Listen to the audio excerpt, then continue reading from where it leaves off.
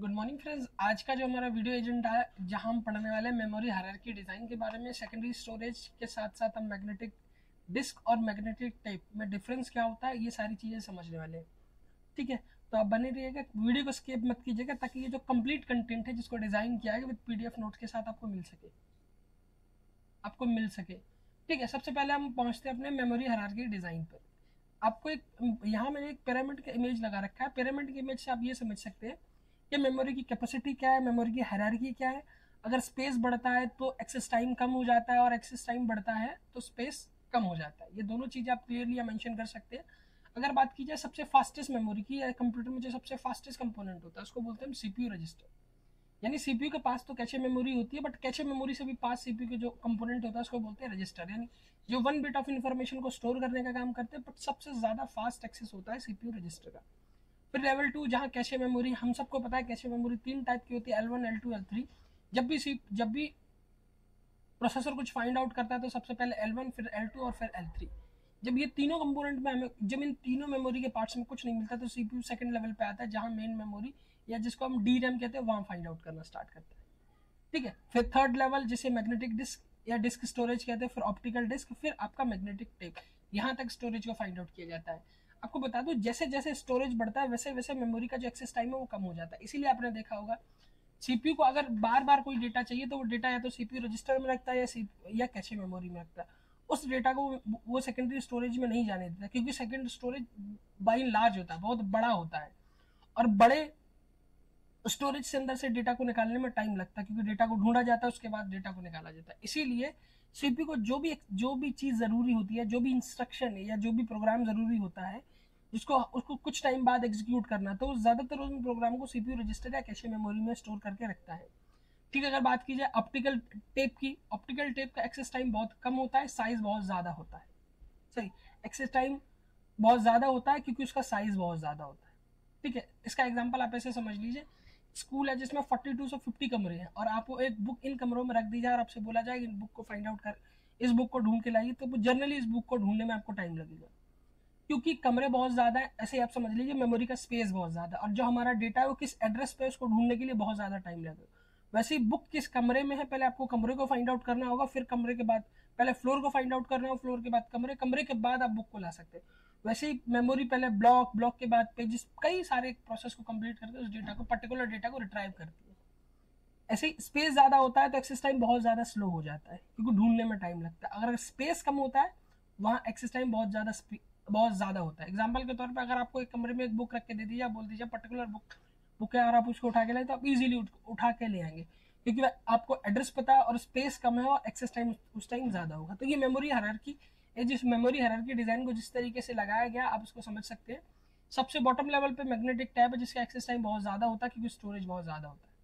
ठीक है, सेम ऐसे ही जैसे जैसे पिरामिड में ऊपर जाएंगे एक्सेस टाइम कम होता जाएगा, और जैसे ही आप पिरामिड में नीचे जाएंगे, इनकी जो परचेजिंग कॉस्ट है वो कम होती जाएगी, और जैसे जैसे पिरामिड में आप ऊपर जाएंगे इनकी परचेजिंग कॉस्ट बढ़ती जाएगी। सॉरी, इन शॉर्ट आप ये समझ लीजिए, सिर्फ रजिस्टर है, रजिस्टर की कॉस्ट बहुत ज्यादा होती है, और रजिस्टर की कॉस्ट से कम मेमोरी, कैशे मेमोरी की कॉस्ट होती है, कैशे मेमोरी से कम कॉस्ट होती है मेन मेमोरी की। उसके बाद magnetic disk, magnetic optical disk, उसके बाद मैग्नेटिक टेप। अगर बात करें कॉस्ट सबसे ज्यादा होती है, सबसे ज्यादा होती है सीपीयू रजिस्टर की, उसका एक्सेस टाइम भी कम होता है। उसी के साथ इस वीडियो का हम पहला पार्ट कंप्लीट कर चुके हैं, जिसका लिंक आपको मेरे चैनल के डिस्क्रिप्शन में मिल जाएगा, जिसमें क्लिक करके आप मेरे मेमोरी के पहले लेक्चर को देख सकते हैं, जहां हमने what is memory, S RAM, D RAM, ये सारा सब कुछ क्या होता है इसको हम डिस्कस कर चुके हैं। फिलहाल हम इस वीडियो में सिर्फ मेमोरी हायरार्की के डिजाइन को डिस्कस करने वाले हैं। सेकंड बात की है सेकेंडरी स्टोरेज, क्योंकि ये हमने कंप्लीट नहीं किया तो इसको कंप्लीट करना है। Secondary storage such as hard disk and solid state drive. देखिए, सबसे पुराने टाइम में जब भी डेटा को स्टोर किया जाता था तो हम यूज करते थे हार्ड डिस्क ड्राइव। पर अभी करंट सिनेरियो में जो हम डेटा स्टोर करने के लिए जो डिवाइसेस यूज करते हैं उसका नाम है एसएसडी। ये काफी ज्यादा फास्ट होती है, इसीलिए इसका ज्यादा यूज किया जाता है। It is a non volatile memory unit. अब नॉन वॉलेटाइल वॉलेटाइल क्या होता है, इसको भी हमने उस प्रीवियस वीडियो में डिस्कस किया, जिसका लिंक आपको चैनल के डिस्क्रिप्शन में मिल जाएगा, तो इजीली आप वहां से उसको देख सकते हैं। ठीक है, volatile memory unit that has a larger storage capacity than main memory. It used to store data and instruction that are not currently being used in CPU. मैंने बताया था स्टार्टिंग में, जिस डेटा को सीपीयू यूज नहीं करना चाहता है, या कई कई दिनों बाद या कई टाइम बाद यूज करेगा, बट वो डेटा एसेंशियल है तो उनको स्टोर किया जाता है, जरूरी है उनको स्टोर किया जाता है सेकेंडरी मेमोरी में। ठीक है, सेकेंडरी मेमोरी के दो एग्जांपल हम ऊपर पढ़ चुके हैं, हार्ड डिस्क ड्राइव जिसको एचडीडी बोला जाता है, सॉलिड स्टेट ड्राइव जिसको एसएसडी बोला जाता है। ठीक है, ये नॉन वॉलेटाइल होता है, वॉलेटाइल नॉन वॉलेटाइल आप प्रीवियस वीडियो में जाके देख सकते हैं। It is used to store not currently being used data. Secondary storage that has slowest access time. Slowest access time क्यों होता है? क्योंकि इसका स्पेस ज्यादा होता है, इसीलिए का स्लो एक्सेस टाइम होता है। It is typically least expensive. मैंने बताया था जिसका भी एक्सेस टाइम ज्यादा होता है वो पर्टिकुलर कंपोनेंट लीस्ट एक्सपेंसिव होता है, काफी ज्यादा सस्ता होता है। ठीक है, type of memory in the memory hierarchy, इसको हम मेमोरी हायरार्की में डिस्कस कर चुके हैं। सेकंड आते हैं मैग्नेटिक डिस्क पे।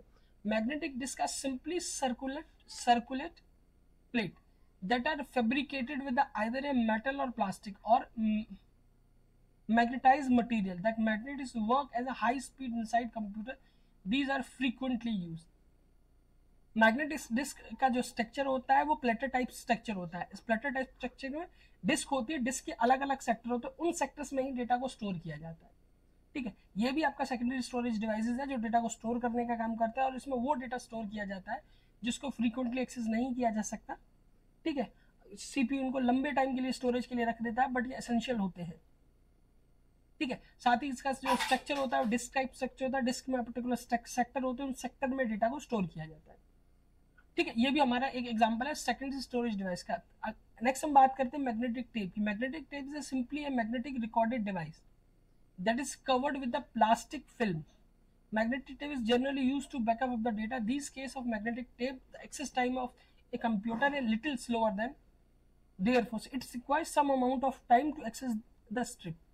सेम वही एग्जांपल, सेम वही थियरी, जिसका साइज ज्यादा होता है उसका एक्सेस टाइम बहुत ज्यादा कम होता है। इसमें डेटा एक्सेस करने के लिए आप इसमें डेटा एक्सेस करने का पैटर्न वो काफी स्लोएस्ट होता है। ठीक है, और ज्यादा से ज्यादा अमाउंट रिक्वायर्ड होता है इसमें से डेटा को एक्सेस करने के लिए, और ये भी एग्जांपल है सेकेंडरी स्टोरेज डिवाइस का। अब इन तीनों की डायरेक्टली हम इमेज देख लेते हैं। जैसे मैंने आपको हार्ड डिस्क के बारे में बताया था, जहां ये एक प्लेटर की तरह होता है, वो है optical storage, magnetic tape, USB flash drive, ये सारी चीजें आपको यहाँ देखने मिल जाएंगी। साथ ही आप वीडियो के डिस्क्रिप्शन क्लिक करके मेरे चैनल की प्लेलिस्ट में जाके इसका जो प्रीवियस वीडियो है वो आप देख सकते हैं, ताकि ये आपको कॉन्सेप्ट कंप्लीटली समझ में आए। क्योंकि मेमोरी क्या है, मेमोरी की हायरार्की एक बार हमने पहले वहाँ डिस्कस की, जिसमें टाइप ऑफ मेमोरी सारी चीजें हमने वहाँ प्राइमरी मेमोरी से लेकर सब कुछ डिस्कस कर चुके हैं। ये सेकेंडरी पार्ट है, अगर आप उस पार्ट को देख के आते हैं तो वीडियो आपको कंप्लीटली समझ में आएगी, वरना थोड़ा सा प्रॉब्लम होगा वीडियो को समझने में। बट ये टोटल जो हमने पढ़ा यहाँ तक, ये हमारा हायरार्की डिजाइन है। इसमें मेन जो समझने वाला है कॉन्सेप्चुअल चीज है वो एक्सेस टाइम और एक्सपेंसिव कॉस्ट है।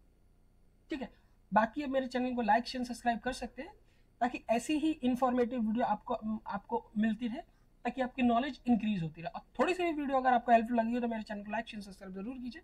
Thank you for watching my video. Thank you.